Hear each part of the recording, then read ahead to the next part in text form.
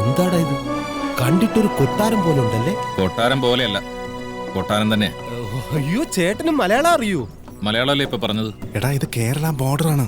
ആണോ? ഈ ബോർഡറൊന്നും ബ്രിട്ടീഷുകാർ കണ്ടില്ല എന്ന് തോന്നുന്നു. എന്താ?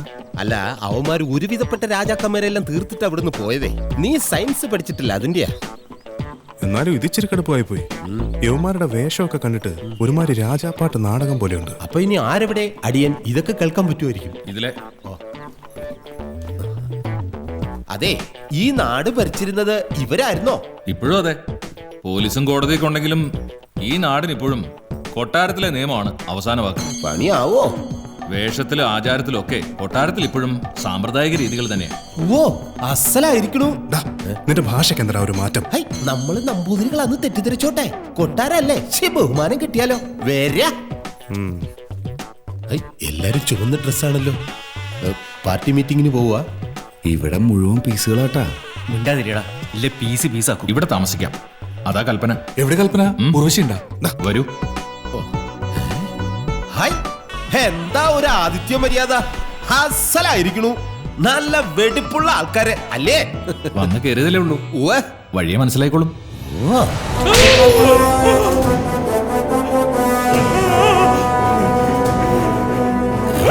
കൊട്ടാരത്തിലാരാ ബാങ്ക് വിളിക്കുന്നേ?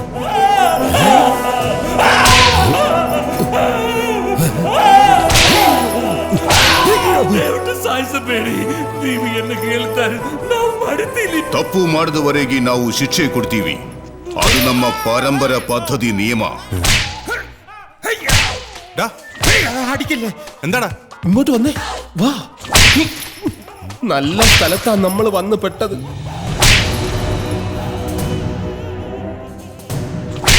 നമ്മുടെ ഗൈഡിയേട്ടാ, ഇതെന്താ സംഭവം? അയാള് വല്ല കൊള്ളക്കാരനും ആയിരിക്കും അല്ലേ? പെണ്ണ് ഗർഭം, ഇന്ന് അവന്റെ തലവിട്ടു. എവിടെ?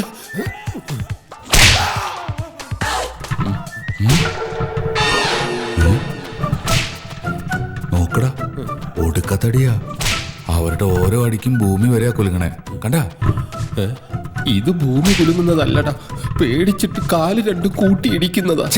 പേടിക്കാതിരിക്കട്ടാ. എന്താ, നിനക്ക് പേടിയില്ലേ? ഉണ്ട്, പക്ഷെ പുറത്ത് കാണിക്കാനുള്ള പേടികൊണ്ട് അകത്ത് തന്നെ വെച്ചിരിക്കുക. മിണ്ടരുത്. ഒരുത്തിന് ഓർമ്മ തിരിച്ചു കിട്ടാൻ വേണ്ടി തുടങ്ങിയ യാത്രയാ. ഇപ്പൊ നമ്മളൊക്കെ വെറും ഓർമ്മയായി പോകുന്നാ തോന്നുന്നേ. സാം എവിടെ? എല്ലാത്തിനും കാരണക്കാരൻ അവനാ. താഴെയുണ്ട്, ആടുന്നു. ഊഞ്ഞാല്. ഓഹോ, നീ ഇവിടെ ഊഞ്ഞാലാടി കളിച്ചോണ്ടിരുന്നോ? അവിടെ നടക്കുന്നത് എന്താണെന്നറിയോ? തടിയന്മാരെല്ലാം കൂടെ നിരന്ന് നിന്ന് തലവെട്ടി കളിക്കുക. എടാ സാമേ, കാര്യങ്ങളൊക്കെ നമ്മൾ വിചാരിച്ചതിനേക്കാൾ കുഴപ്പത്തില. അത്ര എളുപ്പത്തിൽ നമുക്ക് ഇവിടുന്ന് രക്ഷപ്പെടാൻ കഴിയില്ല. എന്തെങ്കിലും ചെയ്യാൻ നിനക്കേ പറ്റൂ. ഞാൻ എന്ത് ചെയ്യാന്? എടാ, ഈ കൊട്ടാരവുമായി നിനക്കുള്ള ബന്ധം എന്താണെന്ന് അറിയണം. അവരന്വേഷിക്കുന്നില്ലേ ആ പെൺകുട്ടി? അതാരാണെന്നറിയണം. അവൾക്ക് എന്താണ് സംഭവിച്ചതെന്നറിയണം. എത്ര തവണ പറഞ്ഞു എനിക്കൊന്നും അറിയില്ലെന്ന്. ഇവരെയൊക്കെ എവിടെയൊക്കെയോ കണ്ടിട്ടുണ്ട്, പക്ഷെ ഒന്നും പിടികിട്ടുന്നില്ല. എടാ, നീ ടെൻഷൻ അടിക്കാൻ വേണ്ടി പറഞ്ഞതല്ല. സമാധാനമായിട്ട് ആലോചിക്കും. രക്ഷപ്പെടാൻ നമ്മുടെ മുന്നിൽ വേറെ വഴികളൊന്നുമില്ല. അതെ, നിങ്ങൾ ഇവിടെ നിന്ന് ശക്തമായിട്ട് ആലോചിക്ക്. ഞാൻ എന്റെ വഴിക്കൊന്ന് അന്വേഷിക്കട്ടെ. എന്തെങ്കിലും തുമ്പും കൊണ്ടേ ഞാൻ വരൂ. ಯಾಕೆ ಯಾರು ಏನು ಮಾತಾಡ್ತಾ ಇಲ್ಲ? കണ്ടലിന് കൊച്ചെന്തെങ്കിലും കണ്ട വെട്ടിക്കൊള്ളമെന്ന് തീരുമാനിച്ചവനെ അതിഥിയായി വിളിച്ച് ആദരിക്കുന്നു. ഇവിടെ എല്ലാവർക്കും എന്താ പറ്റിയത്? ഒന്നും മറന്നിട്ടില്ല. കഴിഞ്ഞ 6 വർഷമായി അവളെക്കുറിച്ച് ഓർക്കാത്ത ഒരു ദിവസം പോലുമില്ല. നിങ്ങൾ തന്നെ പറയൂ, ഇപ്പോ അവള് തിരിച്ചു വന്നു എന്നറിയുമ്പോ പിന്നെ നമ്മൾ എന്താണ് ചെയ്യേണ്ടത്? ചില ശകുനങ്ങൾ അത് നല്ലതാണ്. ഇപ്പോൾ ആവശ്യം സംഹാരമല്ല, സംരക്ഷണമാണ്. ഗുരുജി പറഞ്ഞതാണ് ശരി. അവൾ വരുന്നത് വരെ അവരിവിടെ അതിഥികളായി സംരക്ഷിക്കപ്പെടട്ടെ. ഇനി അവൾ വന്നില്ലെങ്കിൽ അവർ പറഞ്ഞത് മുഴുവൻ കളവാണെങ്കിൽ 4 തലകളും വെട്ടിയെടുക്കണം. അതാ തീരുമാനം. നല്ല തീരുമാനം. എന്റെ തല പോയടാ, പോയി. 4 തലയും പോയി. എന്താടാ കാര്യം പറ. അവളെങ്ങാനും വന്നില്ലെങ്കിൽ നമ്മളെ 4 പേരുടെയും തലയും വെട്ടിപ്പിടിച്ചോണ്ട് അവന്മാര് ഇതുവഴി പരേഡ് നടത്തും. സാമേ, ഞാൻ തൊഴാം. നീ ശക്തമായിട്ടൊന്ന് ആലോചിച്ചു നോക്കിയേ. തല പോകുന്ന കേസാണ്. തലയില്ലാതെ വീട്ടിൽ ചെല്ലുമ്പോ അമ്മച്ചി എന്തെങ്കിലും ചോദിച്ചാൽ നമ്മൾ എങ്ങനെ മറുപടി പറയൂടാ? അല്ലെങ്കിൽ ഇവൻ ഓർമ്മയുടെ പള്ളിപ്പെരുന്നാളാ. ഒരു ആവശ്യം വരുമ്പോ ഒരു കുന്തം ഓർമ്മ വരില്ല. ഇനി ആനാണെന്നെങ്ങാനും കരുതി ഇവൻ ഈ വീട്ടിലേതെങ്കിലും പെമ്പിള്ളാരുടെ കല്യാണം മുടക്കിയിട്ടുണ്ടാവും. ഇങ്ങോട്ട് വന്നേ. എനിക്ക് കിട്ടിയെന്ന് എന്താടാ? നിങ്ങളൊന്ന് ശരിക്കും മണത്ത് നോക്കി. ഈ കൊട്ടാരത്തിൽ നോൺ വെജ് കിട്ടില്ല, വെജ് മാത്രമേ ഉള്ളൂ.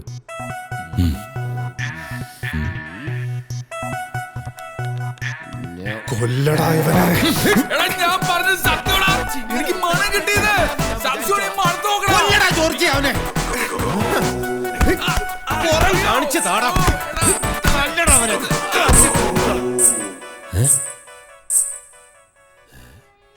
ദൈവമേ, ഈ കൊട്ടാരത്തിൽ ഹൊററും ഉണ്ടോ? ചിലപ്പോ കാണൂടാ, പഴയ കൊട്ടാരം അല്ലേ? യാരത്?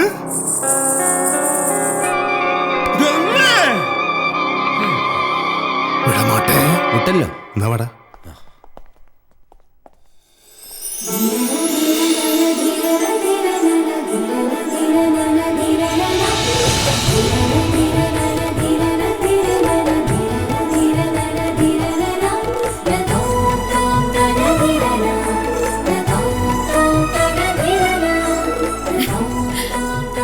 സ്വീറ്റ്സാ? കൊട്ടാരത്തിൽ ചില ആതിഥ്യ മര്യാദകളൊക്കെ ഉണ്ട്. എടുക്കണ്ട. തല വെട്ടുന്നതിന് മുമ്പ് ലഡുവും ജിലേബിയും തീറ്റിപ്പിക്കുന്ന ആനോടി ആദിത്യ മര്യാദ. നല്ല മര്യാദ. മറ്റുള്ളവരെ അമ്പരിപ്പിക്കുക എന്നുള്ളത് ഒരു ശീലം അല്ലേ? എന്താ ഇങ്ങനെ നോക്കുന്നത്? ആരാ?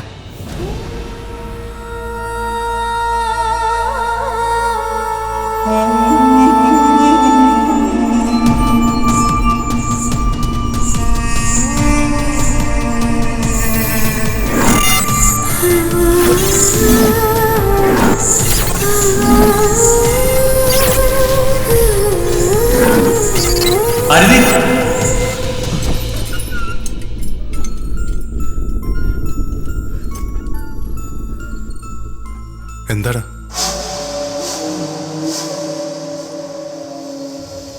ആരതി. അതവളുടെ പേര്. നിനക്ക് അവളെ അറിയോ? അറിയാന്ന തോന്നുന്നേ. എങ്കി തകർന്നു. അവൾ ഇപ്പൊ ചെന്ന കരടിച്ചേട്ടന്മാരോടെല്ലാം പറയും. അതോടെ നമ്മുടെ കള്ളക്കളികളെല്ലാം പൊളിയുകയും ചെയ്യും. എന്നാവുമാരും നമ്മുടെ തല വെട്ടും. അവരുടെ ഹോബിയാണല്ലോ അത്. അവന്റെ ഒരു ലഡുതീറ്റം. വാടാ, അവൾ അവന്മാരോട് പറയുന്നതിന് മുമ്പ് നമുക്ക് തടയണം. നീ വന്നേ, വാ.